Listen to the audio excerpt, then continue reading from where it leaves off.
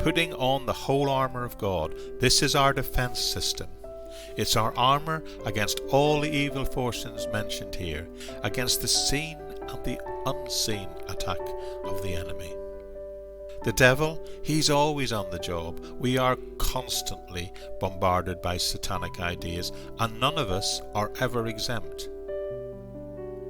Another really false doctrine that the devil promotes is the one that tells us to adopt a religious system that denies the resurrection of Christ. Satan is alive and well on this earth, but today he mainly works in the realms of ideas and philosophies and doctrines. Most of them are aimed at denying who Jesus is and what the gospel really says. And Paul says we need to defend ourselves, and to do that we need to put on the whole armour of God, and that will enable us to stand up to these attacks. So Paul takes the Roman soldier as an example.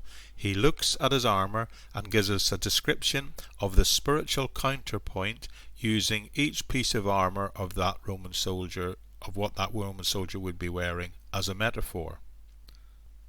The indispensable qualification for a Christian soldier to enter any spiritual conflict is they must know the truth.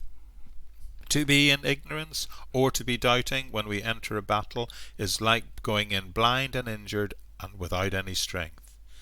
If we don't have the truth, then we don't have the whole armour of God on. Truth in the form of divine knowledge can give strength and confidence even in the everyday conflicts of Christian life. So first and foremost, you've got to have the truth. You've got to have the belt of truth.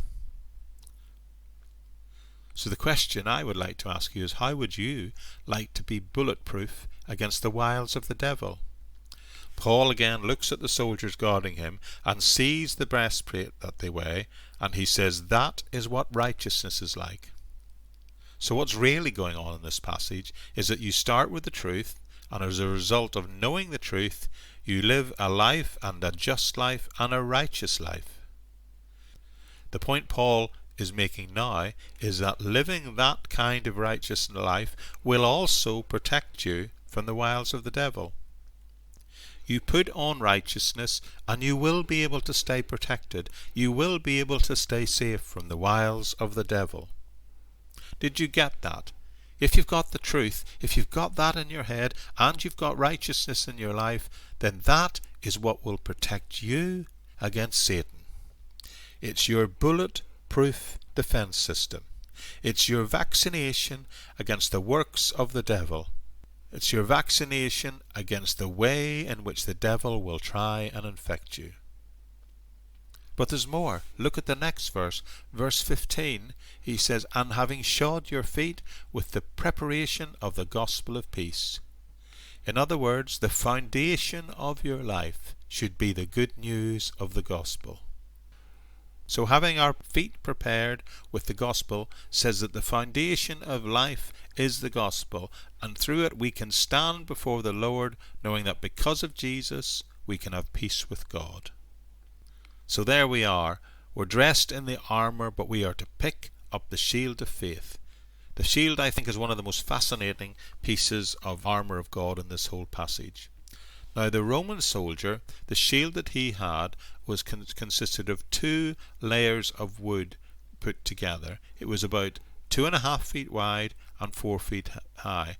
And those pieces of wood were glued together, countergrain wise, and then they were covered with linen and leather. It was then bordered with iron around the edge, and iron studs were affixed to it. And a soldier could crouch fully behind it, completely covered, which was necessary when flying or flaming arrows, spears or darts were coming at him. You see, you can crouch down behind it and you are completely covered. So when you have the truth, when you have righteousness, and when you have peace, then no matter what Satan hurls at you, you are protected. So those 3 commands, those 3 instructions that have been given to us here are: the first was to be strong in the Lord, the second was to put on the whole armour of God, which we've just unpacked for you and what that means practically. But the third command, which he's referred to again and again throughout the passage, is it puts us in a position to, as he calls it, to stand. And the third command is illustrated by something he calls standing with the helmet of salvation. Now the helmet, of course, for the Roman soldier was made of bronze, and it was quite heavy, and it was usually only put on when someone found themselves in the midst of battle, because it was such a heavy item.